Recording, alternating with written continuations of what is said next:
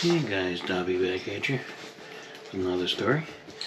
It was a bone dry October night in the mid 2000s. Tommy Two Tanks Big a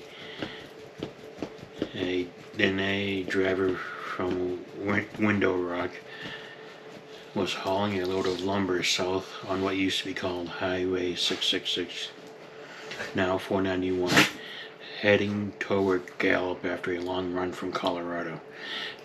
Tommy knew better than most. He'd grown up hearing the warnings from his grandmother. Never drive that stretch alone after midnight if you can help it. Never whistle at night. Never look too long at something running in the desert. And whatever you do, don't speak their name. But the dispatcher had him on a tight schedule, and Tommy figured the old stories were just that, stories to keep kids close to the Hogan. His Peterbilt was running smooth, the CB quiet except for occasional chatter from other haulers. The desert stretched out endless under a fat moon, sagebrush and red rocks glowing silver. Around 2 a.m., somewhere past Shiprock, he noticed something in his peripheral vision, a figure running. At first, he thought it was a coyote or maybe a stray dog, but it kept pace with his rig, doing 75 miles per hour, loping alongside the driver's side like it was out for a casual jog. Tommy glanced over and his stomach dropped. It wasn't an animal, it looked like a man, tall and lean, wearing what seemed like tattered clothes or maybe an animal pelt draped over its shoulders. Its legs moved in a way that wasn't quite human, joints bending wrong, feet barely touching the ground. He sped up. The thing sped up. He hit 85. It stayed right there, matching him stride for stride, leaping over rocks and brush without breaking rhythm. Tommy's mouth went dry.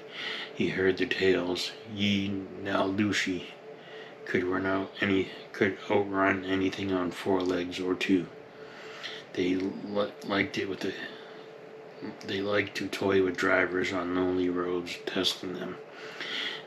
He grabbed a CB. Breaker, this is 2 Tanks southbound on 491. Anybody got eyes on something running beside me? Looks like a tall fella keeping up with the truck. Static. Then a crackly voice came back. An old Navajo driver he vaguely knew. Boy, don't look at it at all. Keep your eyes on the road and don't you dare stop. Tommy tried to focus ahead, but the thing started charging. Its arms lengthened, fur sprouted in patches, the face half painted black and white like some twisted ceremony mask. Turned toward him with glowing eyes that reflected his headlights like an animal's. It smiled, it grinned too wide, teeth sharp and yellow. Then it opened its mouth and spoke. It's Tommy's own voice. Hey, Tommy. Pull over, cousin. I got something for you. Family business. The hair on his arm stood up. How did it know his name? How did it sound exactly like him? Down to the slight res accent. He floored it, the big diesel roaring. But the runner didn't fall back. It dropped to all fours with a sickening crack of bones reshaping, now looking like a massive coyote with human hands at the ends of its front legs. It darted in front of the truck, forcing Tommy to swerve. The trailer fishtailed on the narrow shoulder. Gravel sprang. That's when the mimicking got worse. It started calling out in voices he knew.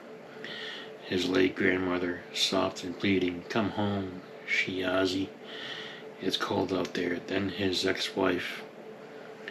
Tommy stopped the truck. "I miss you."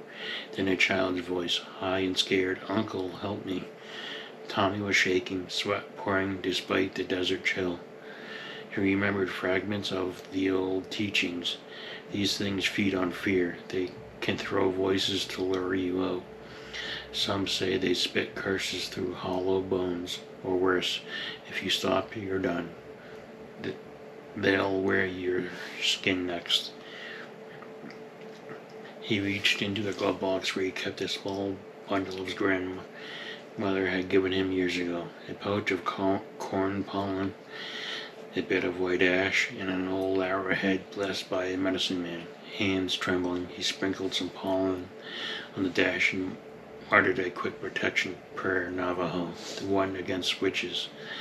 The runner howled, a sound that wasn't coyote or wolf or human.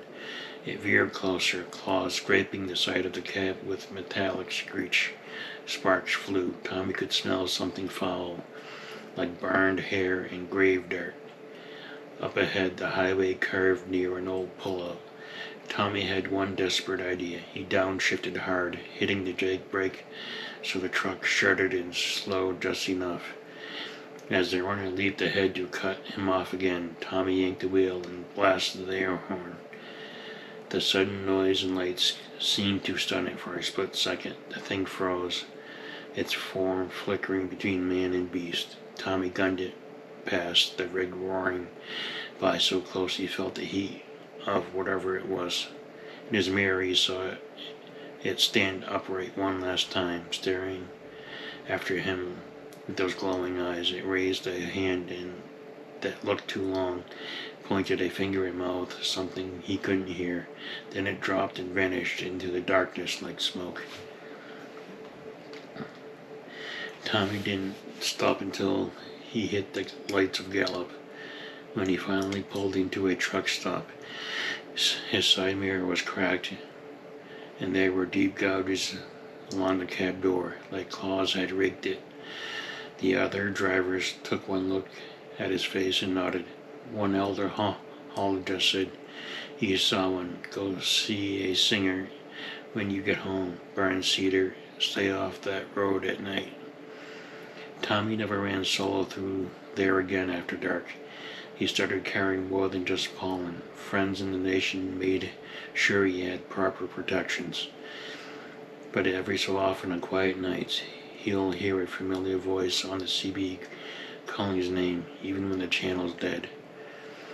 They say the Yee Naaldlooshii still run those red rock stretches, especially where the old 666 cut through. Some drivers claim if you see one and it calls your name and a loved one's voice, you only have until the next full moon before it comes for you in your sleep. The old one's advice is simple and serious.